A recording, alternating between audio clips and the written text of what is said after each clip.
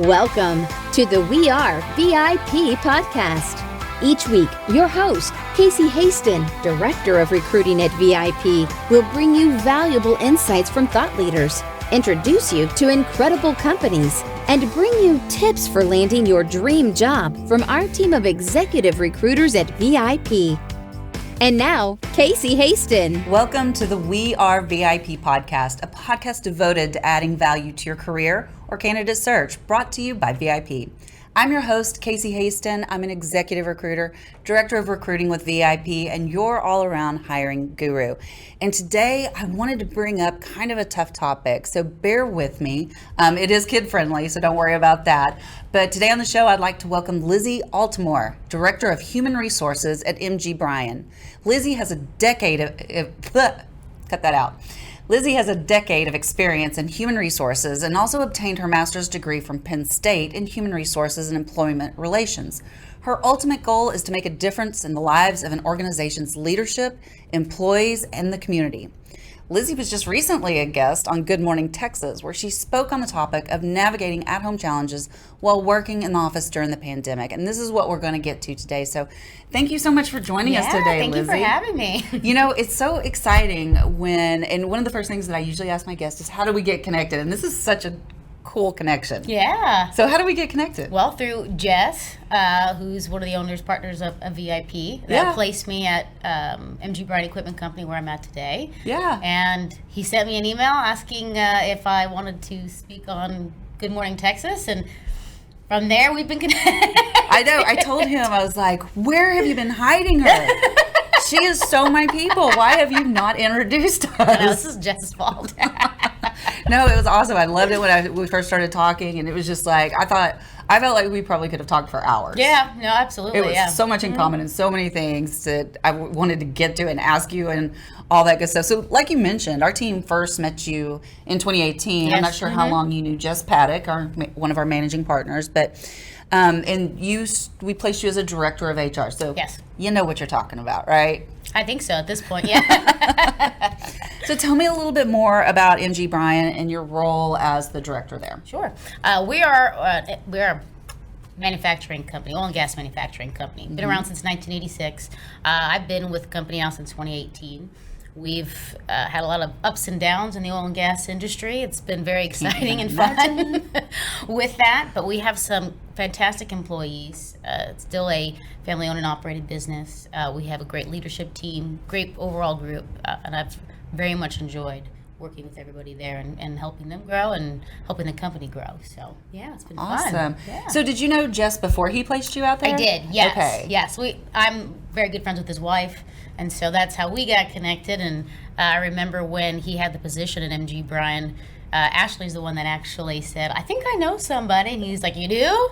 That was Lizzie. So here I am. It's all about connections and networking. Mm-hmm. That's why it's so important. Yes. So, all right, since you've been through that process, since we placed you as a candidate, and you've been through the process, would you mind sharing just a little bit about what it's like to work with VIP from a candidate standpoint? And I don't know if you've hired from us since you landed there. Actually, I started to at one point, but then we ended up not hiring for that position after all. But I will say, working with Jess and just VIP overall, it is the communication piece that has been very beneficial as somebody to being hired into a company, not really knowing, when you're working just directly with the employer, you don't want to be too overbearing and asking questions and saying, where are we at in the status?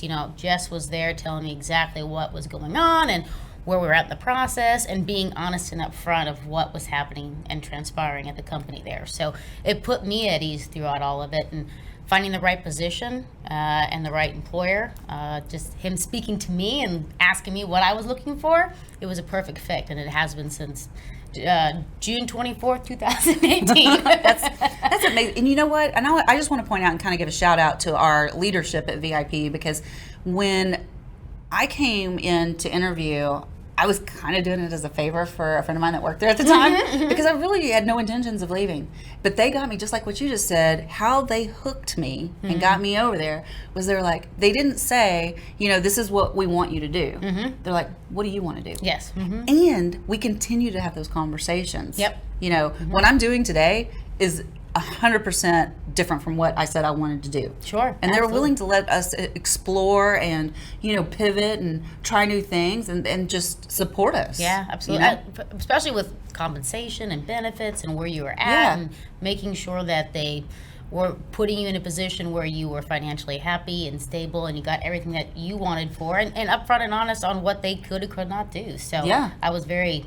I loved everybody there at VIP, and obviously I love the work relationship with Jess. So it's a great group you guys have there. It is. And I love that, that mentality that you see that you felt when you were dealing with him, that gets pushed all the way down. So you're going to get that same experience from all of our recruiters. Yeah.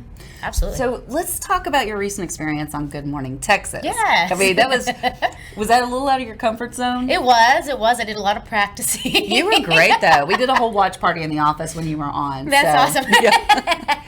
So you spoke on a really important topic, that's going on with the pandemic, and that's, what are the working parents doing? What are they supposed to, how are they managing their PTO, and what do they do if they've got a quarantine because their kid's been exposed, or something like that. So what has been the most challenging aspect of this topic for you during this pandemic? Well, it's just managing the actual pandemic itself. Having people, making sure they're communicating with you about, are they having symptoms?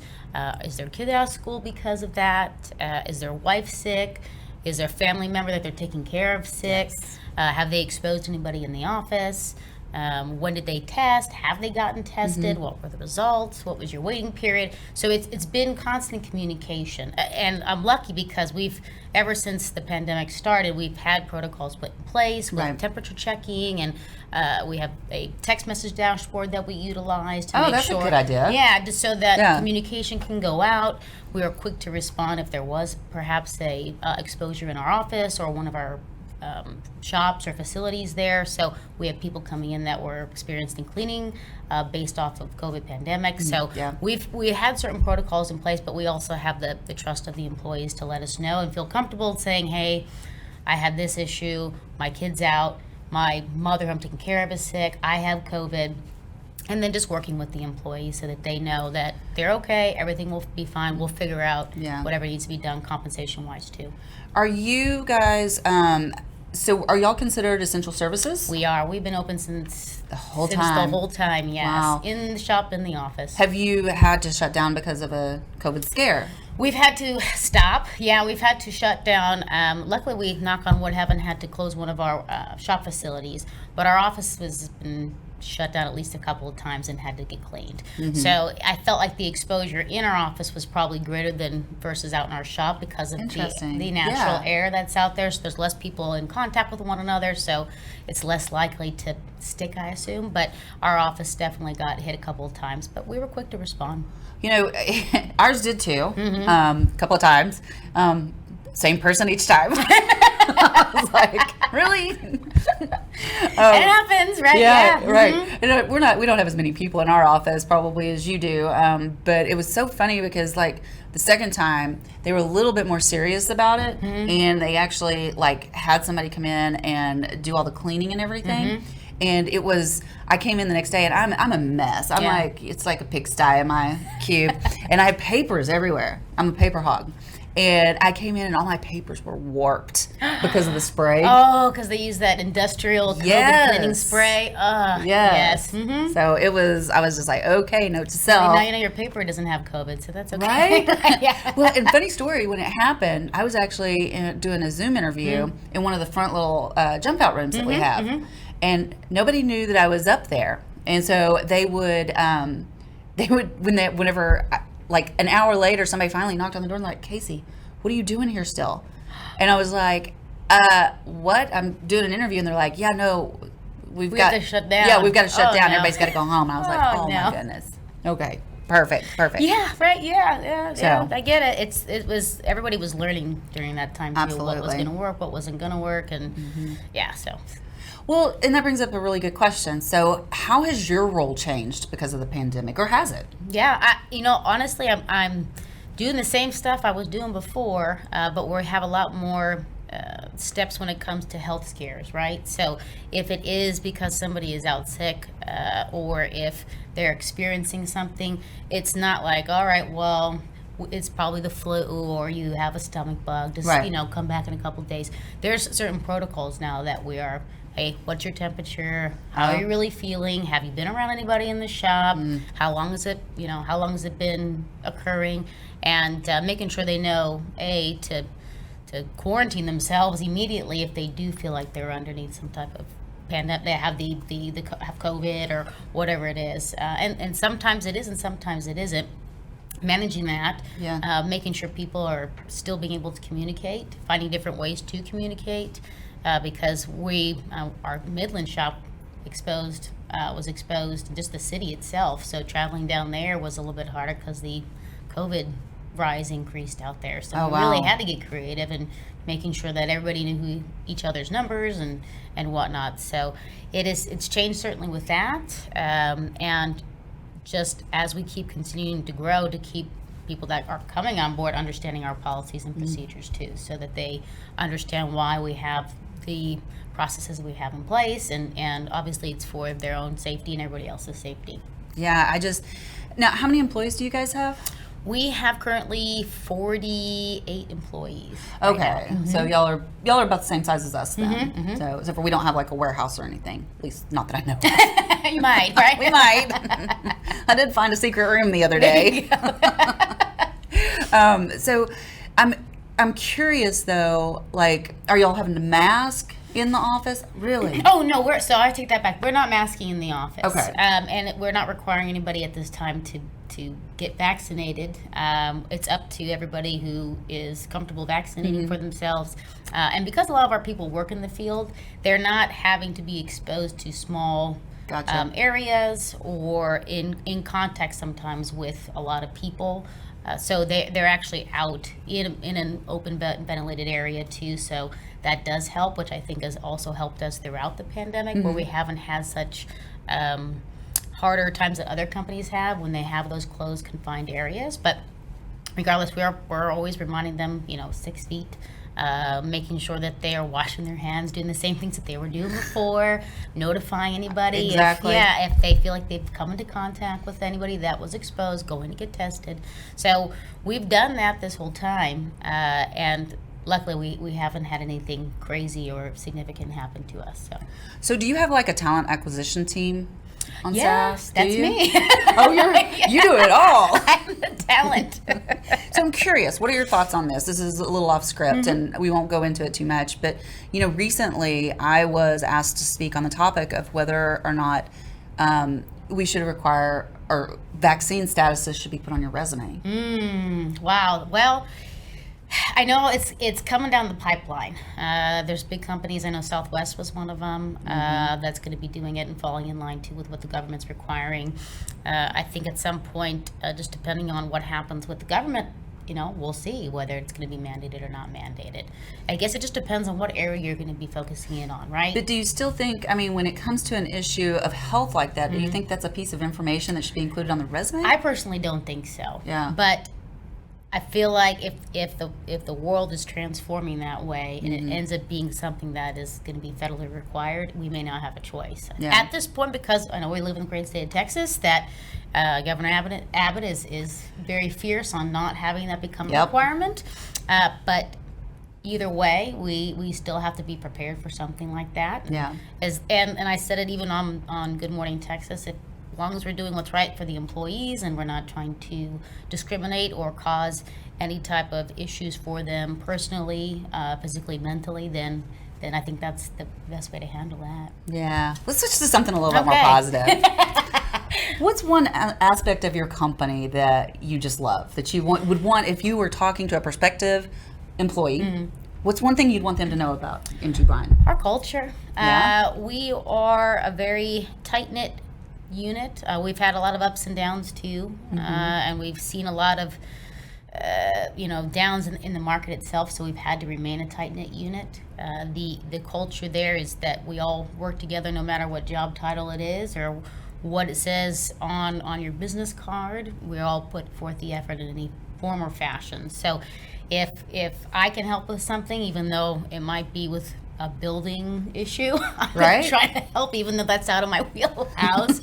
or if it's an accounting question or expense question, we all wear many different hats. So, and I think coming into our company, especially as a technician or a diesel mechanic of some sort, they know that we do care about our employees there, and we want to offer what's best for them, and that they know that they can turn to somebody if they have questions. I think that's beautiful, and I think it's so important that you find a place that has a culture that works for you, right? Because if the culture's not right, it's going to be difficult to get up and go to work in the morning. Sure, absolutely. I mean, I don't want to go to a place where I don't fit the culture that's there. And how would you recommend to somebody, a job seeker, how would you want them to ask you that question about your culture so that they could find out more? Well, I could say that there's been a lot of ups and downs. We've had layoffs, we've had hires, we have layoffs, just based off of the market. But with that, I'd say that our unit has not altered. Like, we are still committed to our work, to our customers, to our employees, just as much as we were when we were being very successful and on a increase, right? So people that are coming in, they know that, hey, we care about what we do. We care about our customers. We care about employees. And we are going to move forward and do what's best. So if anything, you know that you have people that are going to be loyal, which is why I'm still with them. Yeah. It's about culture for me. They're not going to micromanage you. I let them know that. They're not going to babysit you or hold your hand. And if you need that, if there's a certain area that you need that in, they will babysit and hold your hand so that you feel comfortable with that. Give you the support you need, right? Absolutely. Good. Very good. So I know you're an expert on employee retention. You knew I had to ask you this, and you've studied a lot about that, Yes. right? So what are some of the most common reasons why people leave a company, and what's some advice you would give to employers to help them retain? This is such a big deal right now. Sure. Are you aware of what's going on in the market? Yes, there's a lot of companies right now poaching other employees. Oh, yes. Throwing money at other people. Yes. And we've experienced that in our industry since day one, regardless of the market. So it's been important for us to make sure they understood our culture and wouldn't just leave for 25 cents or $1 to a different employer. Yes. Because as the market goes back up, then it will go back down and there will be additional layoffs. So from our standpoint, it's going to be about management and the culture that we bring. So regardless of the ups and downs, if you're committed to us, we'll be committed to you, right? So, but what I see out there in the market, it's not really money sometimes. It's not, I know working remote, people really want to do these days. Yep. That's huge. They don't even want to step foot in an office. But I still believe it's always going to come back to your direct manager, your direct leader. Regardless, I'd be great to work remote all the time, but I have a great leader, and so it's easy for me to go into the office regardless. Yeah. So it's always going to come back down to leadership. The money's great. Sometimes there's another company that offers you more, but if you found the right group that you're working with and they listen to you, which is important if you have questions or issues, I think that's what it comes down to, and then communication and response to that. That's how the leadership and companies can show support and that they care. Some interesting conversations have been taking place lately, and I really feel like companies are turning to recruiters more than ever now because this job market is so crazy. And I can't tell you the number of my clients that have scheduled meetings with me to help talk about this very issue, because they're like, we not only do we need people in the door, we can't have people going out the door. Sure. And so we need you to help them stay. And what can we do? And so those are going to be some interesting conversations coming up. Absolutely. I think they have to keep an open mind to your suggestions of what they were doing at one point. It doesn't work. It's not going to work. Yeah, they have to be open to the future, which a lot of it's going to be remote, but then they also have to hear and be open to why people are leaving too. Exactly. And the days of people putting up with 50, 60-hour work weeks are over. This pandemic, if it's done nothing else, it's helped people reflect and see that work's not everything. It's not, and they've really enjoyed being home with their kids, their animals, their spouses, Yes. Even though, I work, a couple of days a week from home, and I probably work 10 times harder from home, But then it just makes me smile when my significant other walks by. Sure, absolutely. Or I get to stop in the middle of the day and go take my dogs for a walk. It's those little things, right? It is. Yeah. And I think that's what people are recognizing and why they don't want to go back to the workforce. And so that's a really big challenge for a lot of these companies that are requiring people to come back on site. Absolutely. That's and I don't think that's going to end anytime soon. But and I agree with you with the money position, because there's been a real big shift over these last 18 months. Used to, money would be like one of the top things people would talk about it. Now it's like, I want a hybrid or remote schedule, and I want quality of life. I do not want to be working for them 24/7. Yes. And especially in the field I work in accounting, you see that a lot. They expect you to always be on call. I think on the younger generation too, when you get into the millennials and generation XYZ, whatever's out there these days, all the generations that are there, they not only do they want that work-life balance, that culture, but they also want opportunity for growth. They do want the money. They want the technology aspect of it too. Yes. They want to be able to know that they're being heard. Yes. And a lot of times they want it like right now. So it's being able to communicate that to and explain and have them be able to understand that there's a process with all that. Absolutely. So what are some of the other challenges that HR in general is facing in today's market, and how do you recommend they overcome that? Well, it's going to be the retention side of it for sure, and making sure that the employees that are there remain there.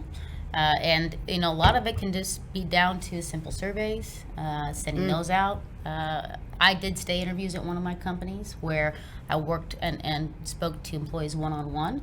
It's instead of the exit interview, you do the stay interview. I love that. Yeah, I think that's such a great idea. Provided so much insight too, and then allowed me to gather information, provide it to leadership, and then they would review that, and then we would communicate back what could or could not be done. So then they also know that they're being heard, and if we could get something that they were liking that we didn't even know about, it was a win-win on both parties. So that's certainly a way to help, because it's going to be the culture and the retention side of it that I think HR and just companies in general are going to be facing, and thinking outside of the box. And that's not just, here's a fun pen or a cool cup on your first day. You've got to become more creative these days with that, whether it's some type of social experience or some type of just a handwritten card sometimes with everybody's signature on it. It makes such a big difference if you're personalizing those things. I agree 100%. So I want to get a little bit personal for a second. Sure. Don't worry, we're just recording this. So what is one piece of advice that you've received that you feel like you want to share with everybody else because it just really helped to transform your career into what it is today? Yeah. First thing I think of, we had really great consultants at a company I work for called the Medicus Firm. And Judy and Ken Medlin, I can't say any bad things about them. They were phenomenal. One thing that they taught me, and what I've really been able to utilize throughout my career, is delivering your own mail. And I say that to my employees too, if they have an issue with not necessarily the company or myself, if they have got a complaint about their manager, or perhaps it's about another employee. Yeah. If it's something that's not HR crucial, that can cause perhaps a litigation issue down the road. Some of it's just inner conflict with one another, departmental wise. He said, she said, I don't like him because of this. So a lot of times HR gets bombarded with stuff just like that. Yeah. And instead of me stepping in, I say, I understand, but I can't be your mail delivery for this. If you want to make sure this goes away, it's best that I don't step in, deliver the message yourself, and see what happens. And if they come back and say, hey, bug off, I don't want anything to do with you, then you come to me, because at least we know that you try to deliver the mail and they're unwilling to deliver the mail, or receive the mail, I should say. I'm so going to tell my 27-year-old son this. Yes, deliver your own mail. And that's something that has stuck with me ever since. And I love it. Find it, you could use it in work, you can use it at home, so deliver your own mail. That is brilliant. That's such a great way to kind of end this interview. Deliver your own mail, people. Deliver your own mail. But we're not quite done. Okay. So we have our VIP questions that I want to ask you. And I can't wait to hear what your answers are. So So my first question, if you were chosen to be one of the first colonists on Mars, what 3 things or people would you take with you? Okay, the people I would take, and I know this might sound boring, I'd take my husband and my 2 kids, and certainly my son, because I think he would go nuts on Mars. So that's why I thought about that. I was like, oh, I've got to bring my kids. My husband would probably just stand there like, all right, let's go home.